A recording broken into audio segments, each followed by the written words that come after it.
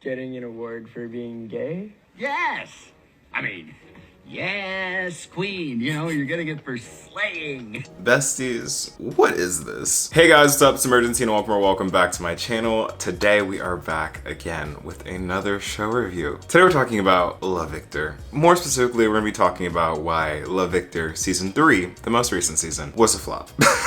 And I say this with the least amount of shade and best intent. But Season 3, I don't know about this one, friends. I don't know. Regardless, as we normally do, we're gonna talk about La Victor Season 3, its plot, the development that the characters got, some of the issues with this season, and finally my final recommendation for La Victor Season 3 and La Victor as a series as a whole. So if any of that is of interest to you, sit back, grab a snack, and let's talk about La Victor Season 3. Really quick before we get into the video, if you are new to the channel, make sure to hit that subscribe button and leave a like on this video because it helps out with the algorithm so much. In the meantime, while I do that, we'll be looking at some pictures from my Instagram to let you know what you're missing out on if you're not already following me on there. Wow. I hate to say it, but I ate this one.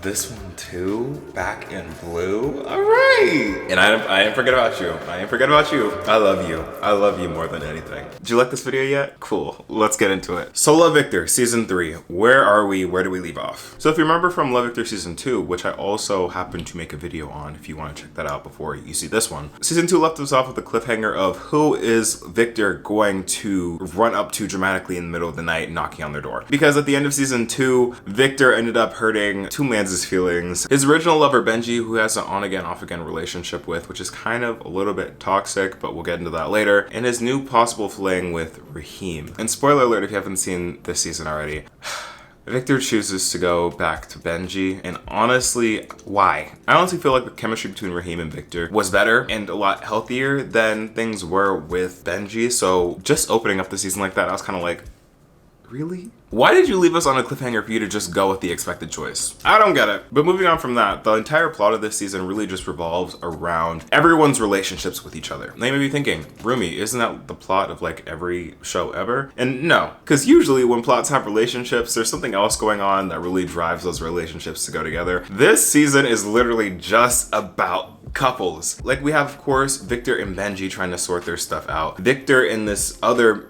what is his name? Victor and this other white man. Nick. Then we have Felix and Pilar starting a relationship and figuring out what that means. Then we have a new relationship between Lake and Lucy, which I'm living for. Mia and Andrew still going strong. And then of course, the parents of Victor and Pilar. And really the plot just bounces around these characters. And honestly, one of the relationships I'm a big fan of this season are Pilar and Felix. Just because there's so much going on in that relationship. And they also seem to like learn and grow from each other, where it doesn't just seem like one party just really wants to be with another party. And there's no real growth or anything changing to make that actually work logistically.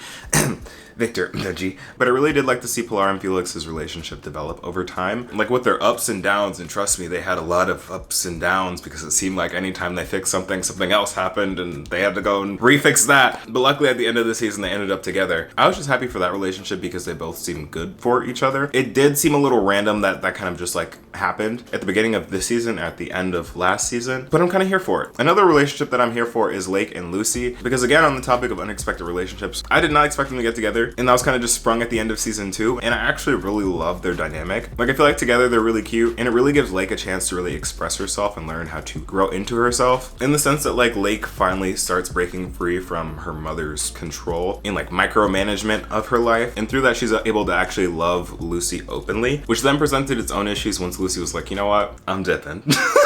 But overall, I feel like their relationship was really cute and a really great addition to this final season. Now, a couple that I didn't hate and actually was like one of the healthier ones, I feel. I don't know if that's safe to say on both sides, but it definitely was very entertaining. Mia and Andrew. So Mia, you know, if you see my review from season 2, I just really wanted Mia to be happy because Mia has been beat down relentlessly season after season. They just beat her down, and I do not get why, but she finally gets something good for herself after getting beat down a little bit more. Let's not lie, like this season was rough for her too. Like for one, we get confirmation that her mother is just not there for her at all. Her mother is more concerned with her career than she is with anything to do with Mia's life, which heart-wrenching. And Mia's staying with Lake because her dad, his white wife, moved off to Northern California for work and to start a family with a new baby. And then the thing with Mia this season, I kind of just like, perplexed me a little bit was how quick things just like changed for her as soon as she went to go see her family in Northern California once her younger stepbrother was born. Because before that, she was really like, I want to finish my life here at Creekwood.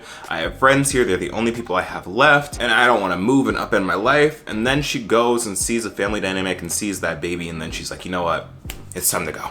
I'm packing up my things and it's time to go. And that just kind of came as a shock for me. I guess I can attribute that to being like kind of realistic because around that age, impulsiveness is definitely a thing. And at that point, Mia has sort of seen what like the no family life is like living in Lake's house. And I could see how she'd really miss that because she is like, what, like 17 at the time? But it just seems so abrupt that it's kind of like, oh, okay, I guess what was all that in season 2 for? And then how that plays into like her relationship with Andrew.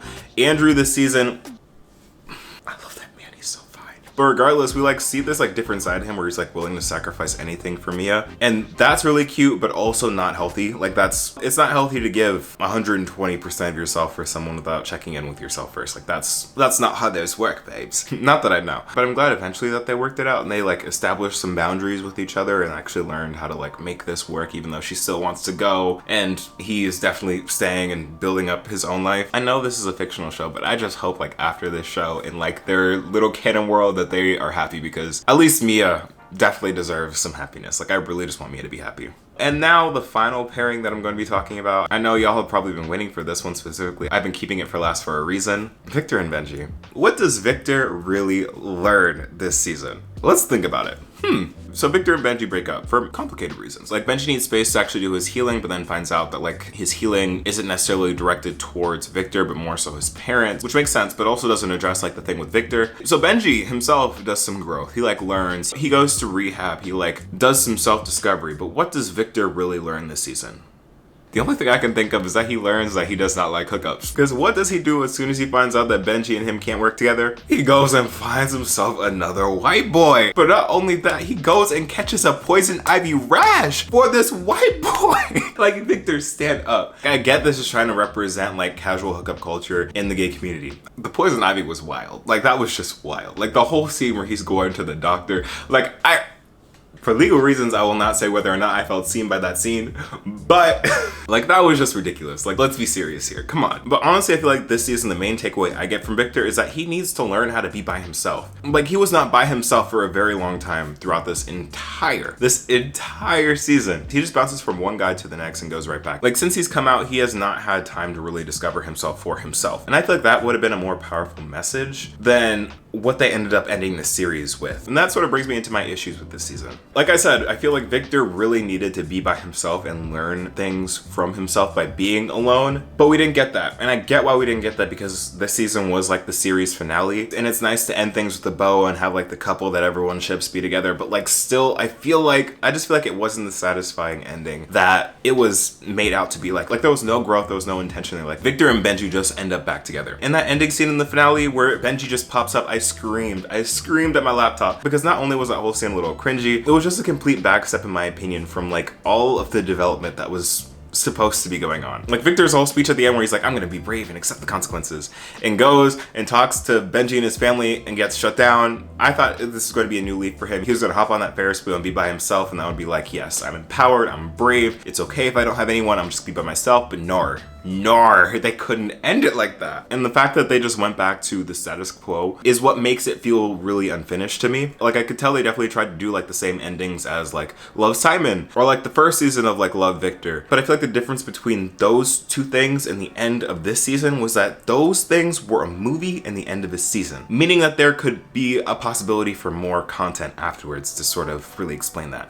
This was the series finale. This was how the show ended. And based on the way that things are going, again, the show's over. But in my own headcanon, if the show were to continue going, I feel like Victor and Benji are just gonna break up again, because while Benji has done some work for himself, Victor, in my opinion, hasn't really done enough or really changed enough as a person to really make things work with them again. Like, the underlying problems in their relationship, while are a little bit better than they were before, are still definitely there. Which is why I'm so upset that they didn't explore the whole thing with Rahim. And I get like the point of view that they're trying to get across where like two gay people can go to the same school and just be friends. But then if like that was like the point of that whole thing where like Rahim and Victor didn't get together. They kind of just went back on all that with the ending where they just put literally all the gay kids together with some random other gay kids. Like Nick getting together with that other kid that Victor tried to help, random. Like Rahim and his boyfriend, while they are cute, it just kind of seemed like they spawned that man out of nowhere just to give Rahim someone to end up with. Like, I just don't get it. And while we're on the topic of Rahim, I love that man down. Like, I love his actor, I love his character, and again, I'm a shipper of him and Victor. His dialogue this season, I don't know if I love it or I hate it. Like, I swear that he unironically just says, "Slay the house down, boots, mama." Like, who's the writer? I need to know who's in the room. Like, who took the pen to the paper and wrote, "Slay the house down, boots, mama"? We ate that.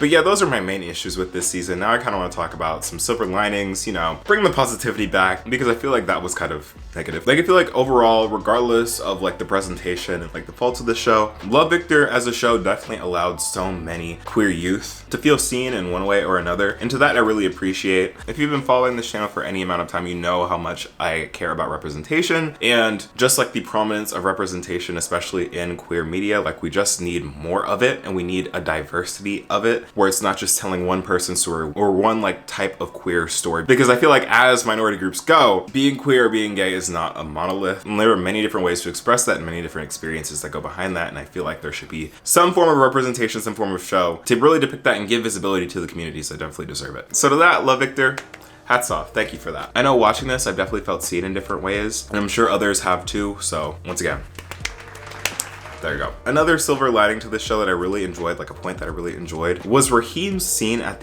near the end of the season where he confronts Victor. And this whole fight really broke out because Rahim just like calls Victor out for being able to really choose when he like wants to be gay, when that's not really an option for Rahim. And I feel like that's a really important conversation to have, especially with what I was saying before, how there isn't just like one queer experience. Meaning that in Rahim and Victor's case, since Victor is more like masculine presenting, he was afforded in the show a lot of different luxuries and didn't really have to worry about being made fun of or really hate crime, because he wasn't as, I hate to say this, but stereotypically gay presenting, or at least what people initially think of as like a stereotype for like gay people. Whereas Rahim, who is more flamboyant, both in the way that he dresses and the way that he expresses himself, has to deal with more of those repercussions and doesn't really have the option to really cover up. Or when he does, specifically like when he did for his like family in this season, it honestly like tears at his soul. And honestly, I feel like that conversation was well done and definitely needed in this show. And I'm glad that it was there. But yeah, I definitely recommend this show for anyone who wants something light, something that focuses around queer media. Don't get me wrong, this season was definitely a flop and a little cringe, but I'd still recommend it for anyone that wants to see some more queer media, because like I said, we need more of it. Y'all have been asking me to bring back the ratings at the end of these. I kind of stopped doing them after a while, but I'll bring it back for Love Victor. I'd say that this season overall gets a 6 out of 10. Not terrible, but also not great. And the show as a whole, compiling all the seasons together, I would say is a solid 7 out of 10. Yeah, that feels good. But yeah, that's all I gotta say on Love Victor, y'all. Thank you so much for watching. Again, if you're new to the channel, then hit that subscribe button and leave a like on this video because it helps out so much. Follow me on all my socials at imuRgency, and other than that, I will see you in the next video. Peace.